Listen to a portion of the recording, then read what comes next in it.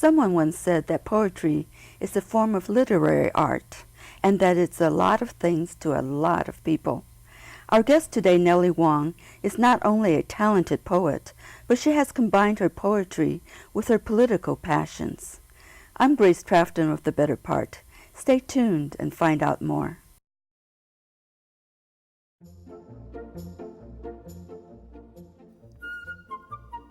Welcome to The Better Part, a program that encompasses a diverse spectrum of topics important to our community, which we hope will both inform and entertain you.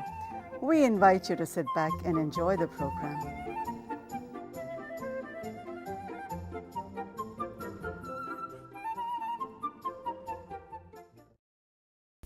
Nellie Wong was born and raised in Oakland, California, to parents who had immigrated from China. While in her mid-30s, Nellie began studying creative writing at San Francisco State University, and it was at this time that she started to write and publish her poetry, which includes issues of feminism, racism, and workplace injustice, as well as family history and Asian American identity. Welcome, Nellie. So good to see you here today. Thank you very much, Grace. I'm happy to be here. Tell us about the different subjects that have inspired your poetry. Well, I took creative writing and English literature, fables and tales, and Asian American studies and women's studies. So because I only was a student at night, I had to find courses that I could take after I finished my day job at about 5 in the afternoon. And I found courses that I could take. So after working the full day, I would go to classes at San Francisco State, and I was still working at Bethlehem Steel Corporation at the time as a secretary. Mm-hmm. So what motivated you to become an activist?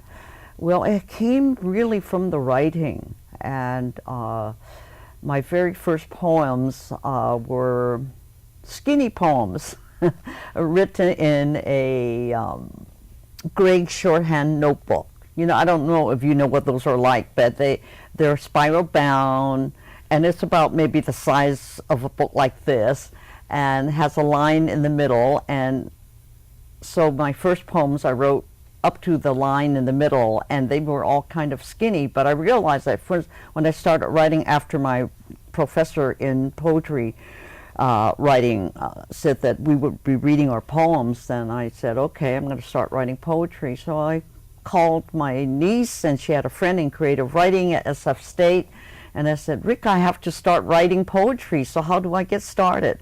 And she told me, and oh, you have to write from pictures, conversations, dreams. And I think the first pieces I wrote then they were poems, and I didn't know I had it in me to do that. So it came almost by accident? I would say so, yes, because I had written some haiku, just playing with words, and I've always loved language.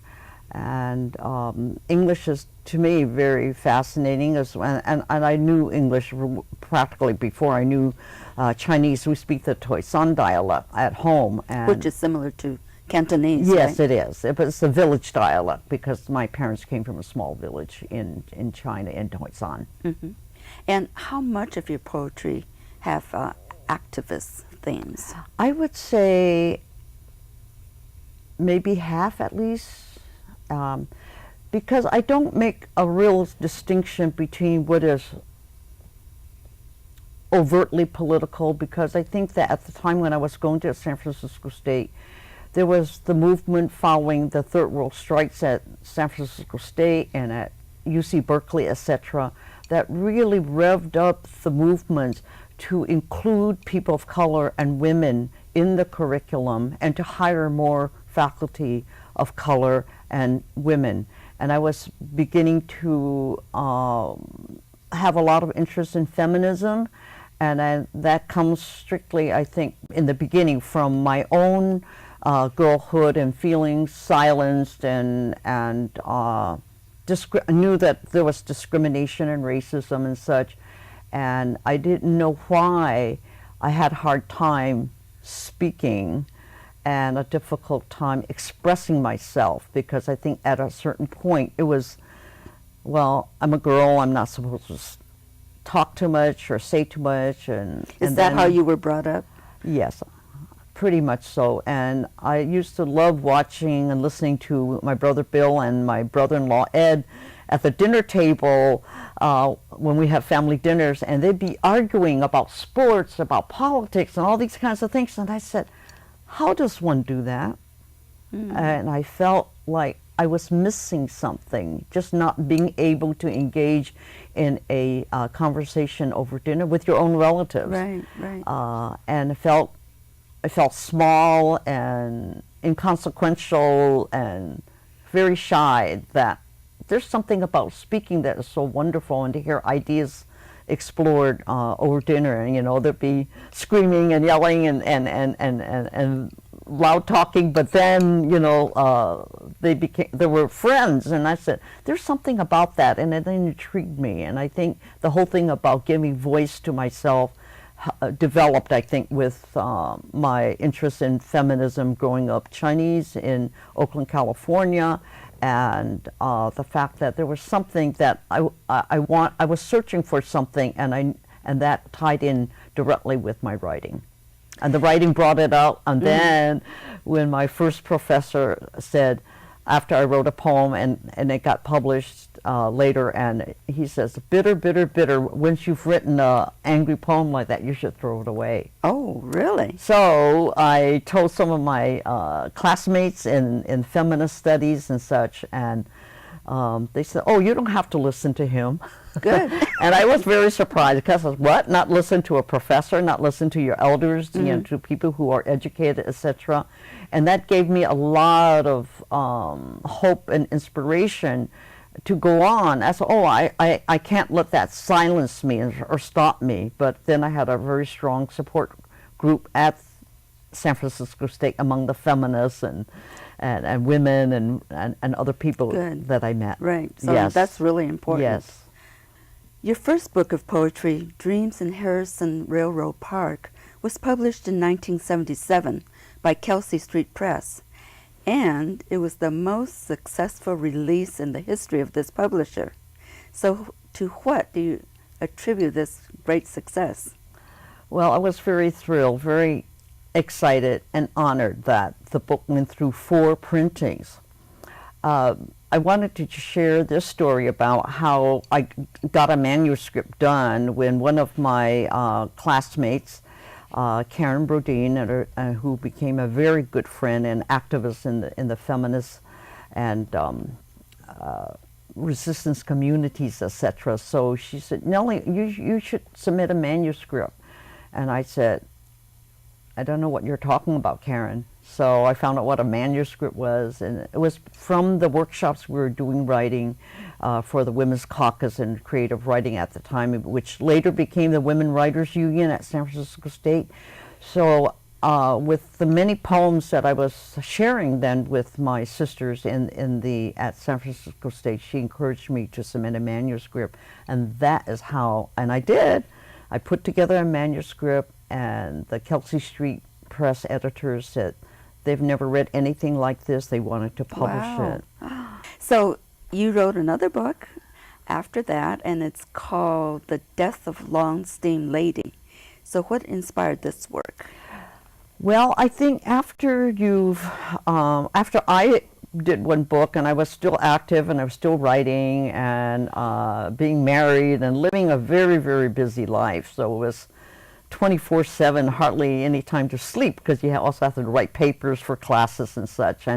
But still, there was something about the writing that really got a hold of me, and I would hear, I think, often music, and not just listening to records in those days, and before DVDs and such came out, but I think I also heard voices that were coming from inside my heart and my whole body that just came up, and I thought, oh, I think I just have to put that down. And so poetry is one form that you can do that when you are inspired by a phrase or a comment or maybe just the sound of something. And so then I decided I would try to do another book, and I put together the manuscript. And I don't recall that I had to chase around for a publisher, but then West End Press, I met the man, John Crawford, who was the publisher, and he says, Nellie, I would like to publish you.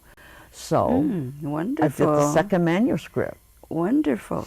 So would you like to read a selection from the book? I would like to do that. Thank you. And this is called, and it's one of actually my favorites because I'm a lover of jazz. And a lot of, I think, people of my generation enjoy jazz. And I also like to eat and cook and really think that we're very fortunate in our community that the food is so much a part of our lives, and how we had to work hard to raise money to support the family and such. And I learned a lot about that from growing up in a family of 7 of us children, and my mom and dad, who came from a small village in China. So this is a combination of my love for music and for food. It's called Instrumental Rhythm. Cooking sweet and sour rock cod, playing cool jazz, yeah, whether tenor saxophone or, whether tenor saxophone or trumpet. Pat the fish dry, sprinkle salt and pepper, and the notes fly syncopate. Pour oil into the wok, get it sizzling. Place the whole cod into the concave body of the wok and let it fry. Messengers of jazz, of birdland. Wedge tomatoes, slice yellow onions, and green bell peppers collide in unison. Chamber music in wrought iron. Pour white vinegar, almost half a cup, mix with granulated sugar. Dizzy Gillespie and Machito embrace in the blow of horn and samba. Dribble cornstarch paste like light rain. Thicken the ensemble. Crown the entire body with bubbling sauce. Off with apron. Pour Pinot Grigio. Clash the cymbals. Serve the fish on an ice blue platter. Scoop steamed long-grain rice into celadon green bowls. Sit down. Let chopsticks do the dance. A finale that rocks, that never ends. Oh, that was wonderful. Thank you. I think my mouth is watering. The third book is titled Stolen Moments. Tell us about this one. Stolen Moments is a chapbook, and a chapbook usually is a book without a spine, and it's so that if you look in the bookcase, you don't know the title or who the author is. But that was all right with me, and a woman that I had met, she's in the East Coast, and she had this press, and she published older women, and at that time I think I was already a little older than I was when I first started, and she asked me to submit something to her, and I said, yes, I'll do it. And I decided to call the book Stolen Moments. And I know it has a connotation of maybe, intrigue and maybe a romance or an affair or something like that. But I decided to use the title Stolen Moments because I had to steal time to write. So that's how that became into being. And Sandra Seidenstein of the press, Chicory Blue Press, and really liked it, and so that's how that came about. So it was actually 20 years, Grace, after my first book came out, so to me that was a long stretch. Right. So are you still actively writing? Oh yes, still write. Now? Yes. I don't write every day, but I still write. Frequently then? Yes. And your last book, Breakfast, Lunch, and Dinner, was just published in 2012. Yes. And tell us about this one. Well, I retired from working a 9-to-5 job about 12 and a half years ago, 13 years ago, and I also realized that I hadn't put out a book in a long time, although some of my poems, many of my work has appeared in anthologies and in magazines and books and other collections of various poets, Asian American feminists and anti-war and various publications. So I did decide, I said, you know, it's time, you have so much work. And I think in the 80s I did do another manuscript, but it got turned down. I sent to many publishers and just couldn't find one. I said, why is this so difficult? I've been published before. But I think, you know, sometimes we're at the mercy, so to speak, of editors. And I picked the name Breakfast, Lunch, Dinner because of my love, not only for food, but also based on the fact that our family, you know, we grew up in a restaurant and I was waiting on tables and such. And from the age of 10 up for about, until after the end of World War II. Would you like to read a Yes, poem from that book? certainly. I'm also a big movie goer.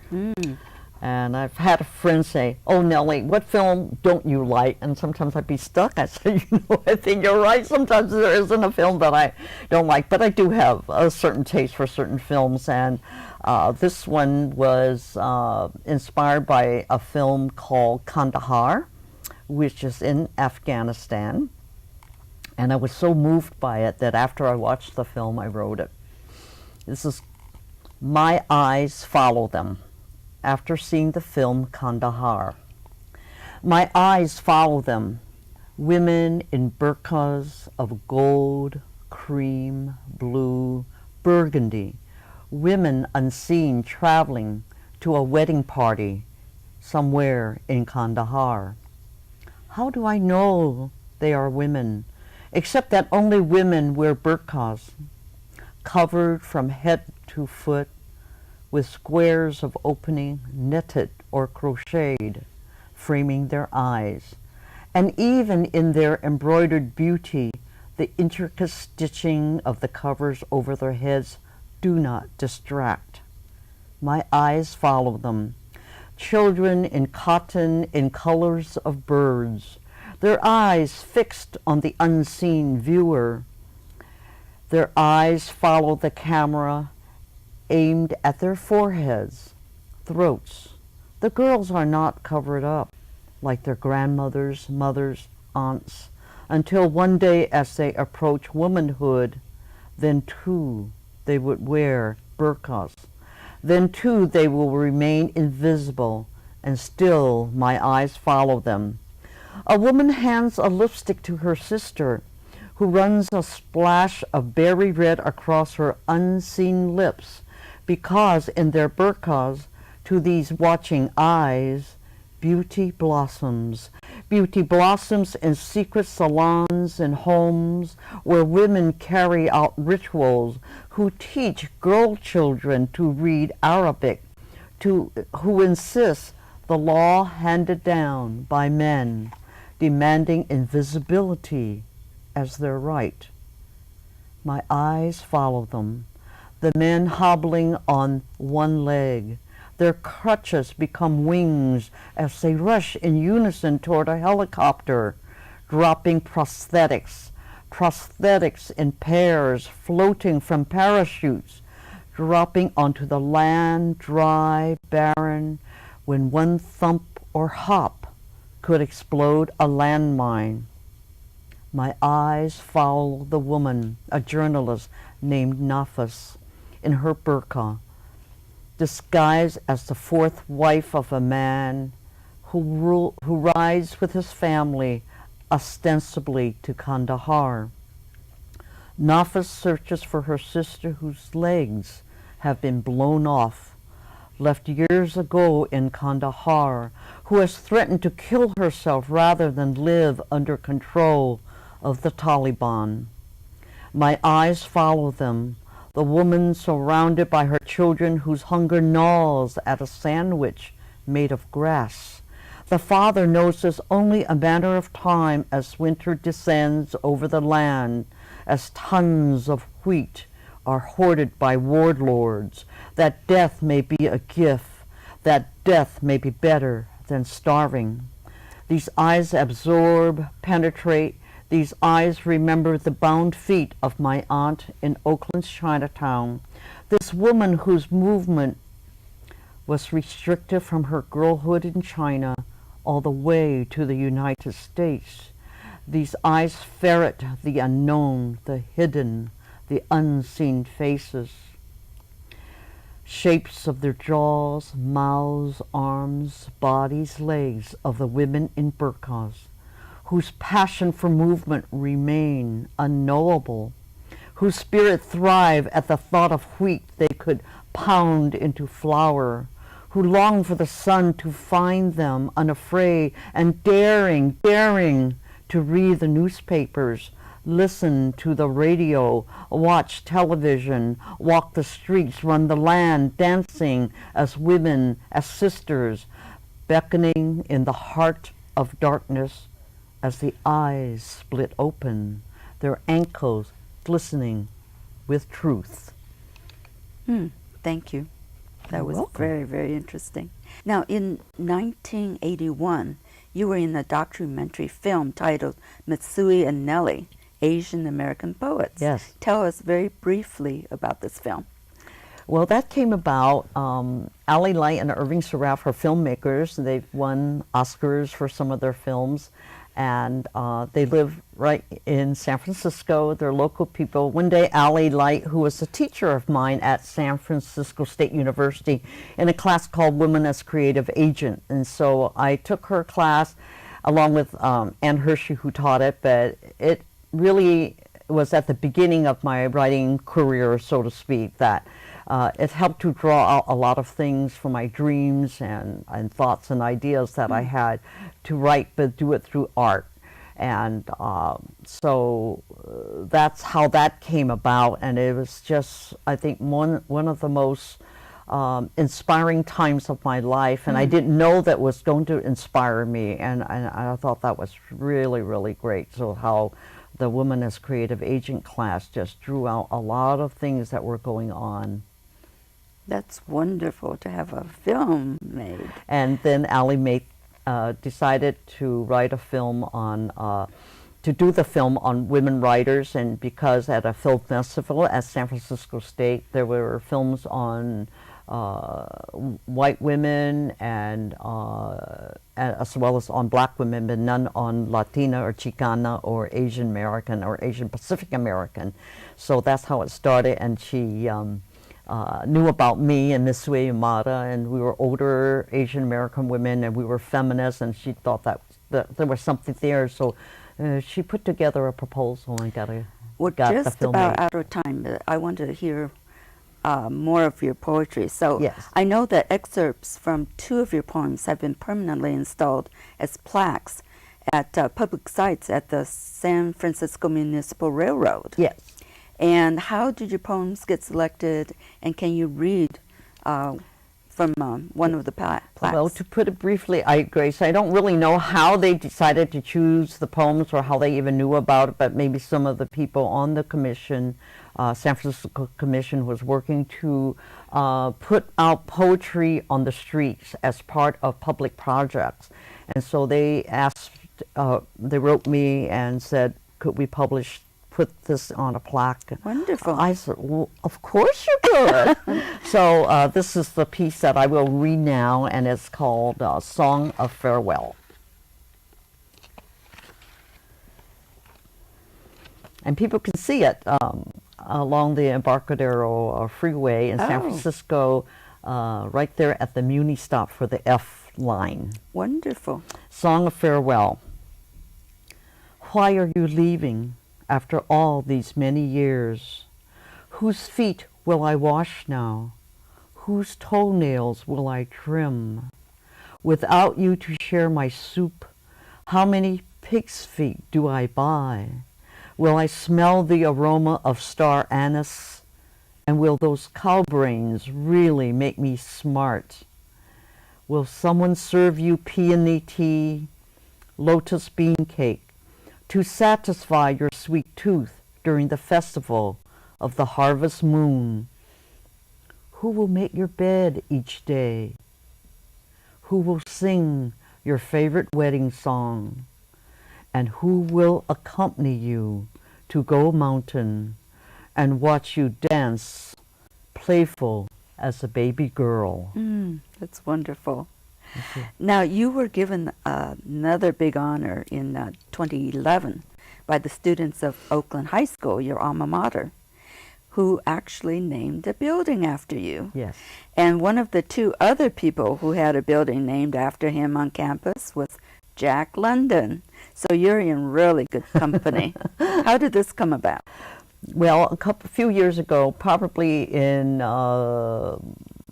2010 or so, or 2009, I forget which, but my brother wrote me an email, said, Nell, and my nickname is Nell, Nell, you're being considered to have a building named after you at Oakland High School. Tell you more later. And he learned from a friend of his who was on the committee. So I said, that's interesting. I wonder what it is that I didn't know they even knew about me. Although I graduated from Oakland High School, and then I worked there for 7 years after that in the office. So